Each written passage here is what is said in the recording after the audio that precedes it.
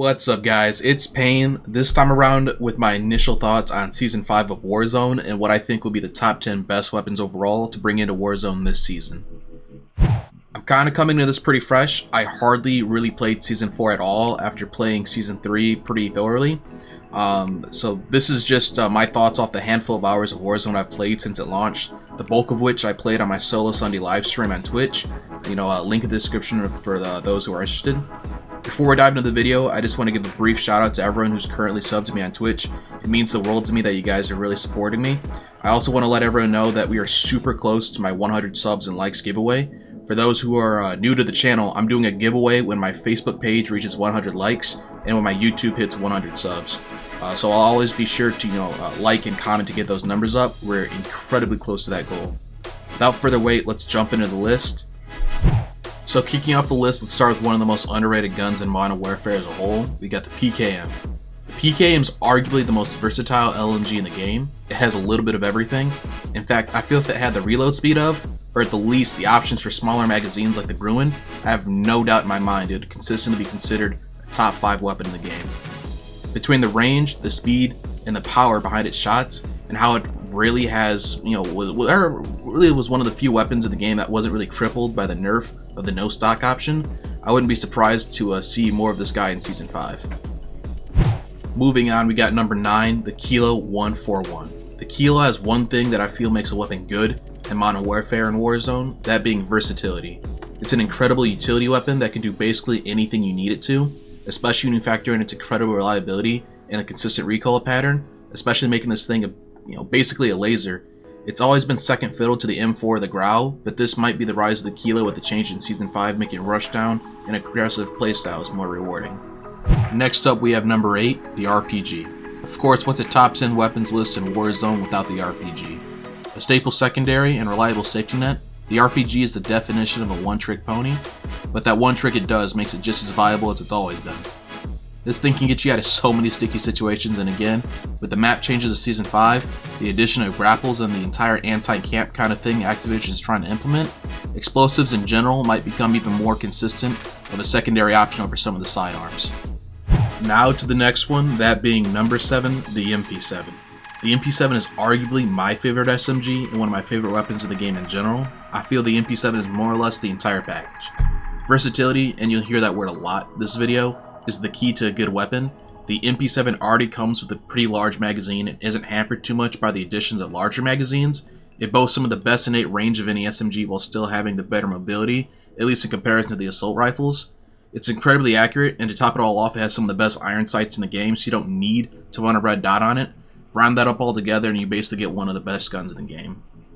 Jumping to the next one, we got number 6, the MP5. Now, I, for one, love the MP5 in multiplayer. It's one of my go-to weapons. But I have never been a big fan of it in Warzone. I don't know what it is, but I've just never had the best luck with it. However, I can not let my biases discredit the cold, hard numbers, and on paper and in general, the general opinion is the MP5 has been, still is, and will continue to be a consistent, versatile beast. Just like the MP7, it has every great tool kind of going for it. Just throw in better iron sights, more damage in exchange for innate accuracy, and boom, that's the MP5. What else is there to say, really? Leaping forward a bit, we're on number 5, the AX50. And just like that, we've gone to the first, and spoiler alert here, of the snipers on the list. The X50, and it's no secret that snipers are generally viewed as a must-have in the world of Warzone. The map is so massive that fights can often start upwards of several hundred meters away. And if you don't have a sniper to fight at that range, well, you're not going to have a good time in that fight. The X50 has its niche in being the faster of the two traditional snipers in the game, and having slightly faster ADS and mobility. It's a tad bit snappier if I had to put a word to it, but just like last season and throughout Warzone history, the snipers are a one shot to the kill to the head, regardless of health, which makes it a huge asset to have and a huge problem to deal with. It's linear, but like I said before, it's a must-have, which kind of lands at this spot on the list. Moving on, we're at number 4, the Grau. Even after nerf after nerf after nerf, it's still arguably the most consistent gun in Warzone. It can really be kitted to do just about anything. It has range, it has power, it has speed, it even has great iron sights. And here comes that word again, versatility. The Grau has become a staple in the mind of all Warzone players. It's arguably the most reliable assault rifle right now, We already know what this thing is really capable of, and I don't really see much reason to spend any more time on it. With that being said, we're going to number 3 on the list, and that's the Fall. The Rise of the Fall was an amazing thing to watch towards the end of Season 4. It's a high skill cap weapon, like all semi-automatic weapons throughout COD history, but if you put in the work, this thing's an absolute monster. It can do range, it can be a weird sniper-esque weapon, it can be used as a close-range hipfire monster, but without a doubt it's the best at a mid to long range like all the other assault rifles in the game. The new 2-shot headshot damage is insane, and the rate of fire if you pull the trigger at the right time is to die for. The only thing really holding this thing back is the innate difficulty that kind of comes with it being like, a semi-automatic weapon, but if you put in the time to really master this thing, it's an absolute monster. Going ahead on the list, we're finally at number 2, that being the HDR. You guys knew it was coming, and you can't really pretend otherwise. The HDR is the premier sniper rifle, no ifs, ands, or buts. It just does the job better than the AX50, and that's a hill I will die on, at least within Warzone. It's more consistent, it outranges it, its bullet velocity is better, and those two factors alone make it better overall, at least within the walls of Warzone. If you're using a sniper in Warzone specifically, it's very rare that you'll be in a situation where you need to quick scope your opponent, where the slight speed advantage the AX50 has over it would be more important. If you're going to be using a sniper in Warzone, you're almost always going to be at least a specific distance. Within that distance, the HDR having the better bullet velocity and the better range is just going to be a lot more consistent of an asset to have on your side. Just because of its consistency throughout all of Warzone history, I think it's earned the title of being the second best weapon, at least within my books.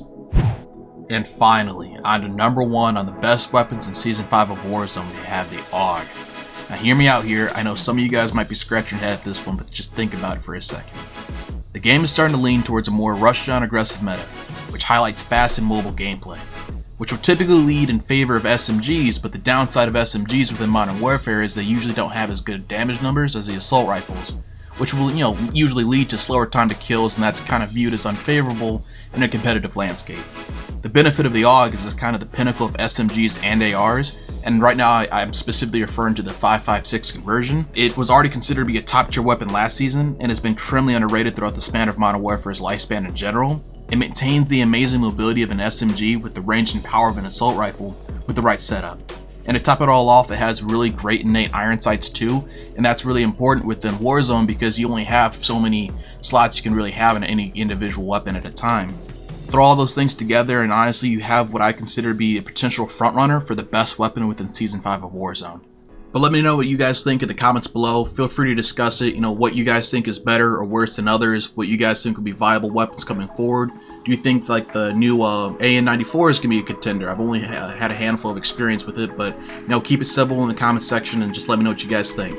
And with that being said, that'll wrap it up for this video though. Thanks for stopping in. I'd like to wrap it up by saying that at the end of the day, this is just my opinion, and just like everyone, I'm entitled to my own, and it's still pretty early in the duration of Season 5. It's only about a week after its launch at the time of the recording this, so things might change. There'll be buffs, there'll be nerfs, there will be adjustments, new weapons kind of coming into play, but as of now, this is what I'd say is my top 10 list for weapons in Warzone. See you guys next time.